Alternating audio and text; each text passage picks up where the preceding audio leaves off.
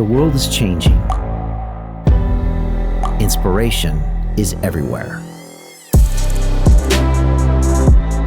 It has never been so easy to connect, share, and bring people together.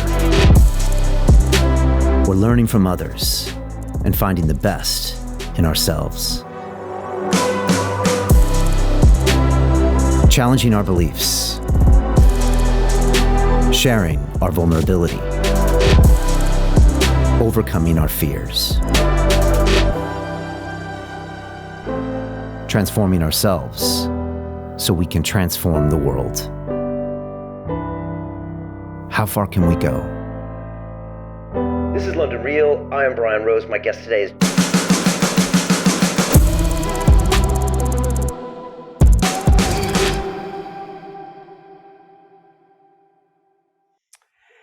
This is London Real. I am Brian Rose. My guest today is Grant Cardone, the best-selling author, entrepreneur, sales guru, and motivational speaker. You have built a real estate empire worth over $5 billion while simultaneously operating 7 companies that bring in $100 million in annual sales. You were named the #1 marketing influencer to watch by Forbes magazine, are a regular commentator on Fox News and CNBC, and have been featured in Success Magazine, Business Insider, and the Huffington Post. You're the author of 8 books, including the New York Times bestseller, If You're Not First, You're Last, Sell or Be Sold, the 10X Rule, which has spawned the 10X Movement and the 10X Growth Conference happening next year in Las Vegas.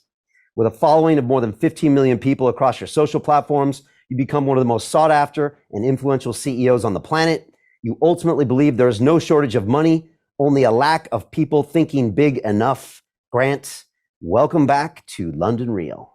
Bro, always good to be with you, man. I always enjoy my time, before the interview and during the interview. And I love everything that you're doing. Thank you, brother. I'm so fired up. I look back and our first interview was 4.5 years ago, 2018. Mm-hmm. And I got to tell you, I got to be honest, the night before I looked at my team, I said, what are we doing having this guy on the show? I'm like, what are we doing? I see him, he's sitting on top of his jet. And I was like, I had this one vision or version of Grant in my head. And then you came on the show, and Grant, within 8 minutes, you're sitting in the chair going deeper than probably I've ever had a guest go deep. You're talking about being addicted to drugs from 16 to 25. And I was like, God damn it, this guy is real. He's the real deal. And every time I meet someone, I'm just like, Grant is the man. He's the real thing. And I guess I wanted to start off and ask you, are you one of the most misunderstood people out there? Because people have this version of you, but when they get to know you, they find out there's a whole nother thing under the surface. Why is that? Is that intentional? Is that because you're so big in media that nobody could possibly understand who you are? Talk to me. I think, it's a good question. It's one I ask myself, like, why I am misunderstood. I've been misunderstood my whole life, ever since I was a kid. And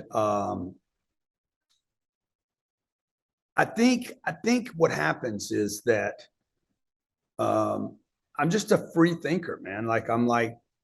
I don't see things the way a lot of people see things, and never have, by the way. I remember being in church when I was 7 or 8 years old, and I'm like, where do we go? What happens when we die?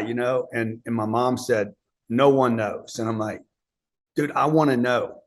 I don't believe that. I don't believe that. I don't believe So, and I'm still in search of that stuff, right? So why do people misunderstand me? I'm partially responsible for it, right? Because I'm out there.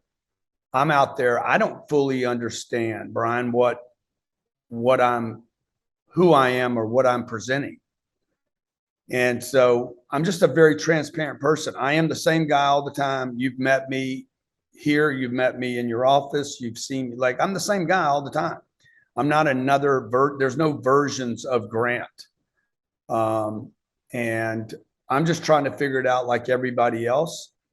And the other thing I'll say about the misunderstanding is I think I'm one of the first people at the level of success I've experienced, blessed and humbly, the level of success I have experienced. Most guys at my level disappear.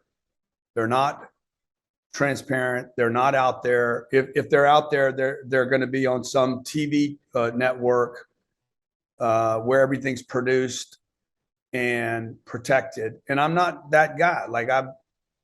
I'll talk to anybody about anything. and I'm always available to the people. And you had this slogan, and remember you told me one time, or you say to your people, if you don't know me, you can't do business with me. And so you've always been about the fact of getting yourself out there in any way, shape, or form. You've got to know the name of Grant Cardone. And I'm wondering, by doing that, I guess by definition, you're going to get the most number of people that know probably the least amount about you. Right. And you got to do it with the way that cuts through in a crazy world of crazy media. They call it pattern interrupt. Marsh McLuhan called it that, one of the originators of who dissected what media was. And so by definition, they see you on the plane, or they see you spraying money from the gun, or whatever it is. And so a lot of people know about you, but very few people know you deep. There it is, the stack. The ring, Yeah. Right. So look, and part of that is probably, just to be vulnerable and honest with you, is probably part of that is out of scarcity. There's no blueprint for doing what I've done. I have 15 million people follow me online. Probably another 150 million people actually see our material. That don't follow, they don't hit the little click button. I did it without being Andrew Tate or Donald Trump or Kim Kardashian. I've never taken my clothes off. I am very opinionated, but a lot of this has been born out of like my not getting a TV show, not getting verification, LinkedIn not calling me an influencer. Like that hurts so much. Like I'm like, bro, I'm contributing content to LinkedIn every day. That's like great content, but it wasn't corporate enough for them, so they didn't verify me, right? Like that really hurts. And for the little guys out there that get overlooked, ignored, that is the story of my life. Or at least I feel like that. Maybe I'm just kind of, the psychiatrist would say I'm some deficient, empty hole inside of me that I'm trying to fill. Maybe so. I think I should be known. I think I have a great message. I know how to do money extremely well without somebody having to spend 5 years in college to learn about it.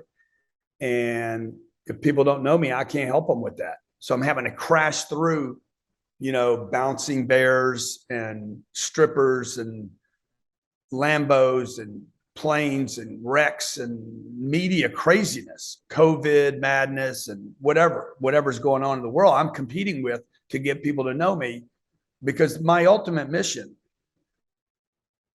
is to help people. And I don't really think I can help anyone if I haven't done something at a really significant level. And those levels keep changing for me. Yeah, I can see. And one of the things I noticed is very different about you is you're in the state of California. And so talk to me about what you've been doing the last year, because I know you're working on a TV show. You got the place in Malibu. You got this, the Cardone Ventures is going big. So tell me, what's going on with you? Well, Cali was just a deal. I mean, I'd finished Undercover Billionaire. We finished shooting that show. It was 90 days. It was during COVID. My wife and I and the kids came to Malibu to just chill for a week. I rented a house, 3 houses from where I'm at right now. And Elaine and I walked down the beach. Literally couldn't have been more than 200 feet. Looked up, saw this house. I'm like, we need to buy that house. Now, I don't know anything about the house. I don't know if it's for sale. I don't know the price. I just had this thing happen inside of me. It's like, you got to buy that house. Now, I have this thing with real estate, where when I feel something, like I know there's a deal.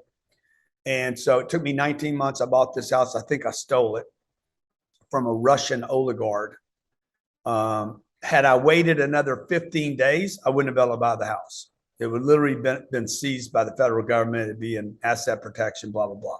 So we bought it. I stole it. I'm not living here. I'm not paying taxes here, bro. I ain't moving in with the communists. I'm not going to support them. But I will steal from them. And what that means is, they have a law here that says if I only stay here 179 days, I don't have to pay taxes here, which is, it's not conducive to the economics of a company, a state, or anything, because I'm just going to come in here, rob this state of its resources, roads, stores, electricity, all the infrastructure in a pipeline. I'm going to come here 179 days of the year, rob it, pay rent, basically never pay any taxes here. And the other 181 days I'll spend in Florida and pay no taxes there. So it's a weird law they have here, right? Like tax the people that live here and let the people that visit here come here for free. It's backwards. They should have reduced the taxes here and they would have exploded the state. Instead, they have net migration leaving. Got it. And are you out there to do more Hollywood deals, or do you like the vibe out there? Is the ocean feel different? Yeah, it's just a place for me to chill. It's just, okay. And I stole the house, bro. I think I'm gonna make 40 or 50 million bucks in this house. Okay. All right. So it feels good being there. Yeah. I mean, no, I mean, I wouldn't have bought it if I didn't think I could steal it. I got a bunch of flack on the internet because people that Cardone says never buy a house, which I've said to you many times. Yeah. And I would recommend that no one buy a house ever. But I stole this. I don't really think this is a house. I think it's an investment that I'm gonna pick up 30 or 40 million bucks on. So when I tell people don't buy a house, I didn't say don't not make 40 million, you know? And refresh everybody's mind. Why should you never buy a house? Well, because houses are terrible investments. They're just awful, awful investments. If you compare a house to investing in almost anything else, but I'm not talking about the S&P or, you know, public stocks. The best investment you can make is in yourself. The return is infinite. If forever, you can never lose it. Warren Buffett talks about this. Best investment you can ever make is in yourself. Can't be inflated, can't be taxed. And then the second best investment is in your business. Why would I buy a house, a 2,000 square foot house that can go nowhere, cannot produce any money, customers aren't going to come there, when I could go take the same 200 grand or whatever the money is, $6,000 investment, the payments every month. I could invest that in a business. That's where people should be investing their money. So it's just this house isn't going to pay me any money while I live in it. I got to cross my fingers and hope that I clip somebody, you know, that I find one. I'm on Billionaire Road. There's only 50 houses on this street. There's 3 of them my size. Only one of them has a pool like mine. Like, I'm going to kill someone on this house. It's going to be one of these tech guys, some guy that, you know, is worth, 40 billion. He's going to come over here and overpay for this house. I'll pick up my cheese and move on down the road. But most people, the everyday person, isn't able to buy these kind of houses. They're buying. So anyway, and we're seeing that right now. I was telling you before the housing correction, people should be out of these houses. Yeah. Now the housing correction is going to happen, and a whole bunch of people, millions of people in America, are going to get crushed in housing. Right. And the reason you don't want a house, because it doesn't cash flow of your own house. You end up sinking way too much money into it. The opportunity cost of that capital is massive, because you could be doing something like getting a business that would cash flow you. There's a lot of reasons not to do it. The American dream is sold to you. People save all their money for it, and then it's just a dead asset. The listener's going to say, yeah, but I got to live somewhere, so I'm just wasting my money on rent. The difference is, when you rent something, you call somebody and say, hey, fix that. When you own something, you fix it yourself. And money follows attention, and where your attention goes is where your money goes. And the last time I checked, me fixing a wood floor doesn't pay anything. Me building a business could pay me millions, and me fixing a wall or paint a wall, or it's a waste of time and energy. Yeah, well said. Now talk to me about the economy, because last time we talked, Grant, it didn't look like this, all right? It was being propped up by inflated cash, being printed by the Fed, which I know you got a lot to say about. Even then you were saying don't buy a house. Now we've seen the market come way off. Double-digit inflation, at least here in the UK. I know it's cooled off a bit in the US. Printing more money, recession, commodity prices going up. What are you telling people now? Well, I think the economy is going to get very, very difficult, at least in America. I think a lot of this is fabricated. I think inflation picked up where COVID ended, you know. Thanks. The COVID thing lost its bandwidth and ability to stop people. I'm good. And so they're like, hey, let's go with the inflation thing. Like, bro, we've been printing money for a long time. This last print, you know, everybody printed. Oh, yeah. Okay. We have a supply chain inflation today. This isn't about too much money. I don't believe it's about too much money. I believe this is, you know, and I don't understand every intricacy of the money. I don't pretend to know everything, and this will disturb a lot of people that I even have an opinion on it. But most people cannot even explain what inflation is, other than we printed too much money. I'm like, okay, give me a little more than that, bro. Because if me and you're sitting on a Monopoly table and we run out of money, the rules in Monopoly are we can bring out more money so that the game doesn't end. And if everybody gets $1 million, there's 6 of us in a room and we all become billionaires at the same time, or 6 billion people on planet Earth all become billionaires at the same time. So nothing changed. It was a constant. And every country on planet Earth printed money during COVID. So what happened? We all ended up with more money. And so we go buy stuff. And the economy in America is going to go from a supply chain problem to too much inventory. It's already happened right now. Like we're already over the inflation problem here, and nobody's telling anybody that, which makes me believe that they're using inflation like they use COVID, okay, to get political control over people. So the inflation thing, to me, shipping's down, lumber's down, all commodities are down, food prices are down, oil prices are down pre-COVID. But nobody's saying that. They're saying we have inflation. And we have inventory swelling over here in America. That's why you're seeing all the retailers get crushed. Now, when inventories swell, prices are going to come down, and unemployment is already starting to happen, and they're covering that up as well. Notice what Elon did. Elon went and purged Twitter. Yeah. He fired all those people, by the way. They didn't quit. Anybody thinks they quit, that's bullshit. He walked in and said, hey, my name's Elon Musk. If you don't know who I am, this fucking party is over. Okay. How much did you enjoy watching what Elon did from a guy that runs a business? Because I watched that and I was just like, man, I mean, I'm sure you had moments like Elon had those first 2 weeks, right? The first 2 days of COVID, I killed an entire department. COVID happened. I forget what the date was. Let's say it was the 16th. It was announced. I was on a plane, flew to Miami on the 17th, shut down an entire department. And 42 people lost their lives. Yeah, I remember. So I did that because I wanted to save the other departments, and we did. But Elon's a purger. This isn't the first time he's done this. And by the way, while he let go, he fired 1,900 people. The same week, Amazon fired 11,000. Facebook fired 4,000. Okay, but nobody's talking about that because they're going after Elon now. Yeah. So they're going to target Elon as a bad guy now. Well, also the people going after him, that's their platform, right? That's the one place where they can write the rules, right? 100. I mean, that was one place where they could write the rules. Yeah, and they can't anymore. So it's like they're losing on a bunch of levels there. I mean, that's their jewel. And also, once one of them falls, then it's not obvious that you can't get the same type of policies in a Facebook or their other social channels. You know. Well, nobody's watching Facebook anymore, so that's over. But it's like we all assume that. I mean, look, I got censored like a madman in 2020, and all the platforms in conjunction just dropped me. And they all, since they were all doing it together, it was all right. Imagine if there was one where a guy was like, no, we're not doing that. Yeah, we might hold the others more accountable. But look, these people, these radical people with these agendas to devalue every family principle. The people that on this planet that hold family valuable, religion valuable, God is valuable.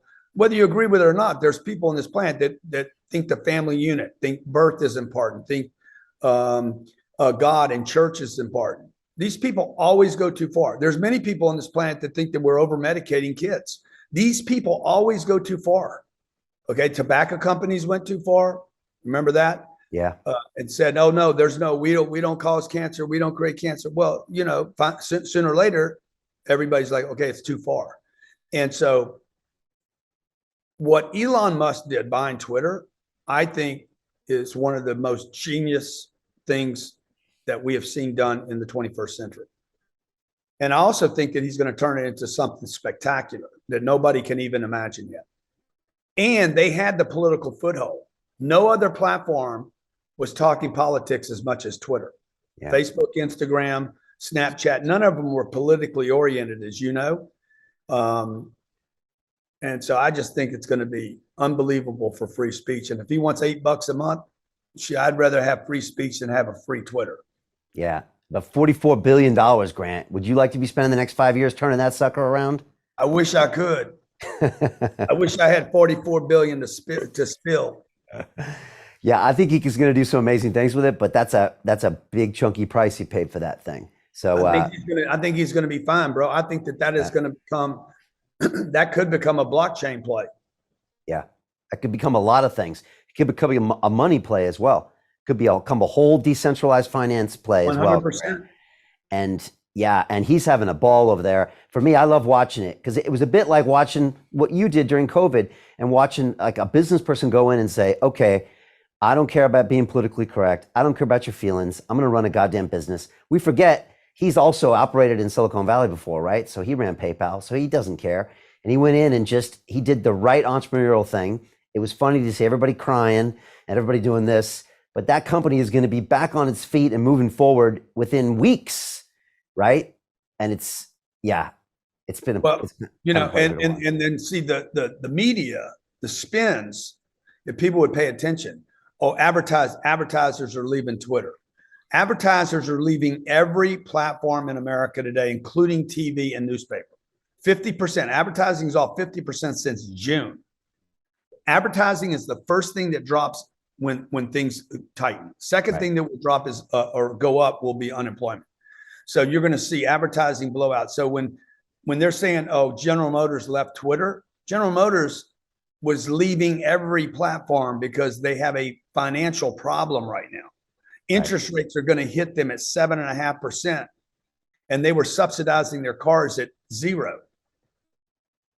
So this is a massive problem, bro. This interest rate thing is going to crush housing. The mortgage industry is already laying off. Houses are at 25-year lows for activity.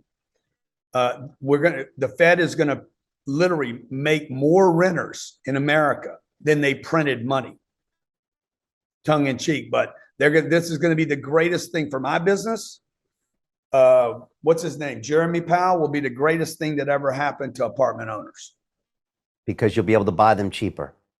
I used to have to compete. I'm closing a deal today with Goldman Sachs. I think you used to work at Goldman, right? Not Goldman, but right across the street. One of them guys. Yeah. So I'm buying a deal from them right now. They wanted 78 million. I'm paying 56 million bucks for it. Stealing it. Straight up stealing. And they have to get out. They have to. Their funds over. They need it off their books. It's got to go. And that's going to happen. There's going to be tens of thousands, if not millions of those transactions that take place now. You're seeing great deals. And I'm ready. I'm ready this time, bro. I wasn't ready. I'll do 10 billion in the next 36 months. Seriously. Where do you get that cash from? That's not a problem, man. If the deals are right, we're raising more money at Cardone Capital than we've ever raised. From individuals. So from individuals. That Goldman, JP Morgan, Blackstone, BlackRock, they all ignored the retail investor. They got to do their little snooty bullshit with the wealthy people. And then they're like, oh my God, the diversity, the division between the poor and the wealthy is getting bigger and bigger. Let's give $10,000 away to some bullshit. Like, this is they only let the rich invest with it. Go try to start an account at Goldman Sachs. How much you need at Morgan Stanley to get a real conversation with somebody? 5-10 million? At least. Yeah, probably more. You probably need. I walked in a meeting. I was worth 300 million. They didn't even look at me. Didn't even talk to me. I said, hey, let me ask you a question. I know this chick I'm with is worth $2 billion, but you guys didn't even goddamn, you treated me like I'm, a munchkin. And he's like, bro, the reason we don't spend any time with you is because you're illiquid. And I said, yeah. And he's like, you're not a target for us. Literally, that's the words out of Wall Street. You're not a target for us because you're illiquid. And the thing that I learned when I walked away was To continue watching the rest of the episode for free, visit our website londonreal.tv or click the link in the description below.